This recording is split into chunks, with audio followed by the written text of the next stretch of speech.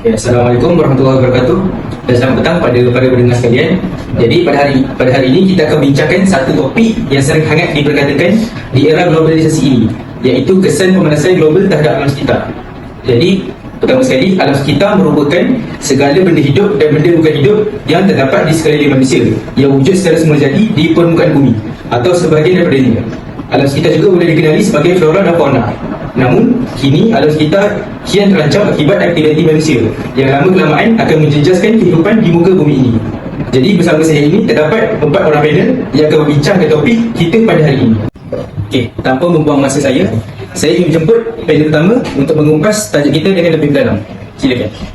Pemanasan global merupakan isu mendesak dalam perbincangan alam sekitar abad ke-21, memberi kesan besar terhadap planet dan kehidupan manusia. Ia juga didefinisikan sebagai peningkatan suhu perata bumi akibat pelepasan gas rumah hijau, terutamanya melalui aktiviti manusia seperti pembakaran bahan api fosil, penyahutanan dan amalan pertanian intensif.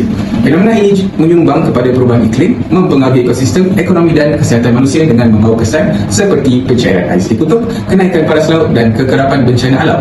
Kajian ini akan menilai kesan pemanasan global terhadap alam sekitar, keberkesanan langkah-langkah mitigasi serta tahap kesedaran masyarakat, dan diharapkan dapat memberikan panduan untuk tindakan yang lebih berkesan dalam melindungi bumi bagi generasi yang akan datang.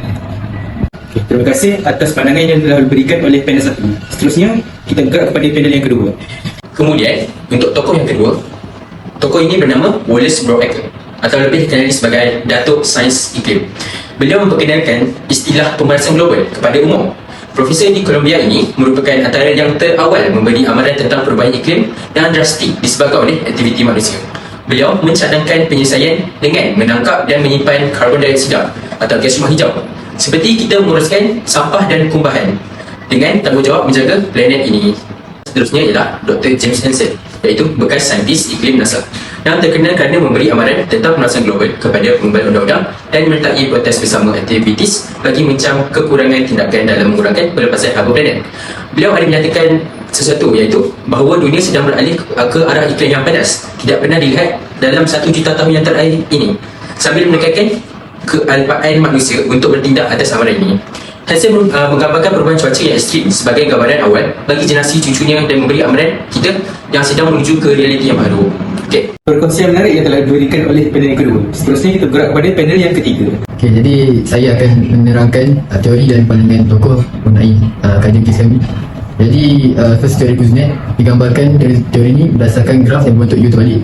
So graf ni ialah melambangkan ekonomi sebuah negara berkembang dari sektor agraria iaitu pertanian ke sektor pedestrian. Jadi pada peringkat awal bangunan, peralihan perkara ini dapat meningkatkan produktiviti dan pendapatan, tetapi juga menyumbang kepada kesan alam sekitar seperti pencemaran dan kerosakan. Jadi apabila ekonomi kita terus maju ke depan, satu titik perubahan tercapai di mana masyarakat mula sedar di mana mereka menuntut satu peraturan alam sekitar yang lebih ketat dan teknologi bersih seperti tenaga boleh diperkenalkan di dunia. Tokoh seterusnya ialah Greta Thunberg, seorang aktivis alam sekitar Sweden, di mana dia buat gerakan namakan Fridays for Future yang berkembang, salah satu gerakan demonstrasi terbesar kat dunia. Jadi gerakan ni melibatkan 4 juta orang dari 190 buah negara. Jadi tengok apa dia buat. Jadi yang dibuat kat sini, Greta ni dia mengkritik pemimpin dan juga golongan dewasa kerana kurangnya tanggungjawab terhadap kerosakan yang sedang berlaku. Jadi dikata bertindak sekarang atau berang kemudian, maksudnya dia menyeru tindakan segera dan drastik untuk mengurangkan pelepasan karbon serta desakan untuk para pemimpin membuat tindakan terhadap perkara ini. Terima kasih atas perkongsian yang telah diberikan oleh panel ketiga. Sekarang saya menjemput panel terakhir kita untuk meneruskan perbincangan kita pada hari ini. Seterusnya, kita bergerak kepada tokoh yang terakhir, iaitu David Attenborough. David merupakan seorang penerbit dokumentari alam semulajadi yang sangat-sangat terkenal. So, melalui pandangan David menyatakan bahawa alam semulajadi berada dalam keadaan yang sangat darurat disebabkan oleh pemanasan global yang telah berlaku. Pemanasan global menyebabkan berlakunya pelbagai keguguran spesies haiwan dan juga kemusnahan habitat alam semulajadi. Melalui saranan beliau menyarankan masyarakat melakukan perubahan yang sangat drastik dalam kehidupan. Antaranya ialah kita boleh melakukan penghijrahan kepada sumber tenaga yang boleh diperbarui, menurunkan penggunaan bahan plastik dan menanam semula pokok dan memelihara hutan untuk memelihara ekosistem yang telah terjejas.